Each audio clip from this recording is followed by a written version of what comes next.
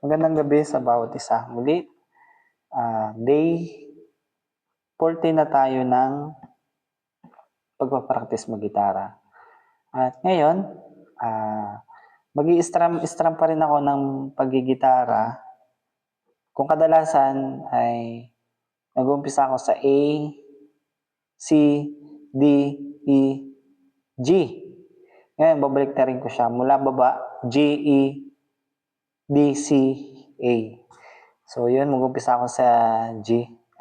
Yun, maraming pong salamat, Sir Nonito, sapagkat patuloy po kayo nag-upload ng tutorial patungkol po sa pagigitara. Yun po, gumawa po ako ng sulatan para kopyahin po yung mga chords na itinuturo nyo po doon po sa tutorial video nyo po. Salamat po dahil patuloy po kayo nag-upload po ng tutorial patungkol po sa pagigitara. At salamat dahil yung pong itinuturo nyo po ay madali ko po siyang napipick up. Madali ko po siyang napipick up, pero hindi naman po porke madali po siyang pick upin, madali ko po siyang nagagawa. At salamat po dahil madali po siyang intindihin yung pong pattern na itinuturo nyo po patungkol po sa pagigitara. Yun po, umpisahan ko na po yung pagpapractice ng aking pagigitara sa paraan po ng inyo pong pagtuturo sa tutorial nyo po. At ngayon guys, umpisahan na natin sa G.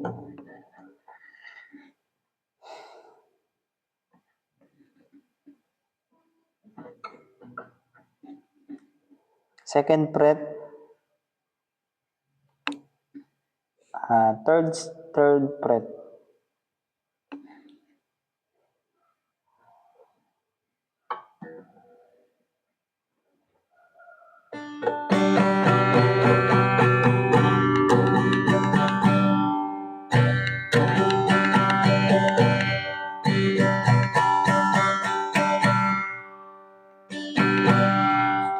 Ngayon, yun, medyo malinis-linis na siya ng konti. Yun. Dito naman tayo sa E chords. Hindi ko na lang masyadong papakahabaan itong recording video ko ng pag-practice ng gitara kasi medyo antok na rin ako. Yun. E chords naman.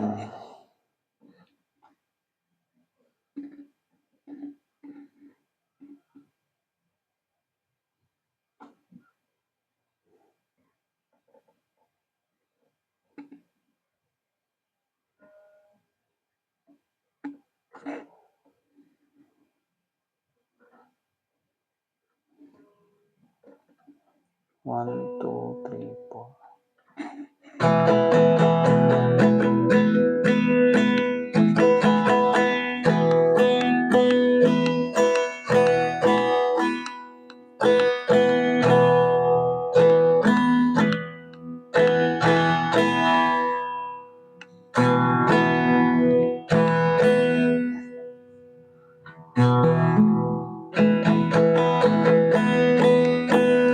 Sa may bahay ng gabi, may Christmas, mawalati.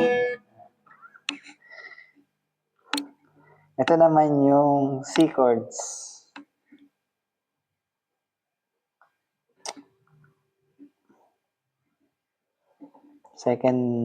First fret, second string, and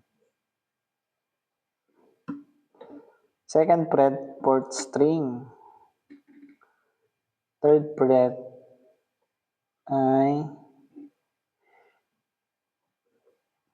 fifth string.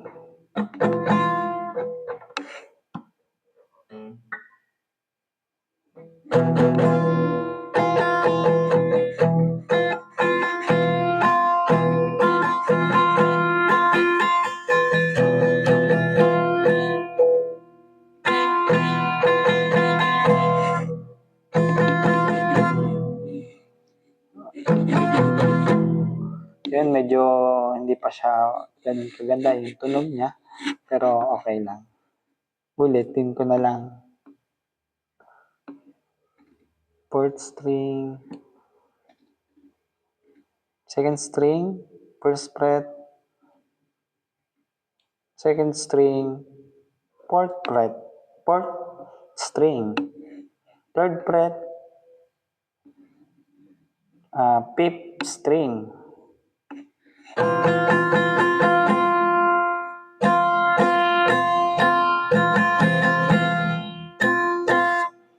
At ngayon, ito na yung last chords. Ito naman yung A.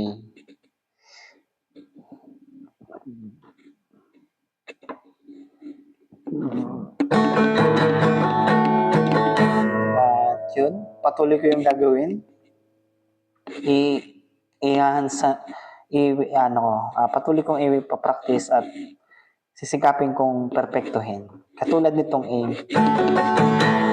Yung A ay, kumbaga, madali ko na siyang nailalapat kahit walang tinginan. Tulad niyan.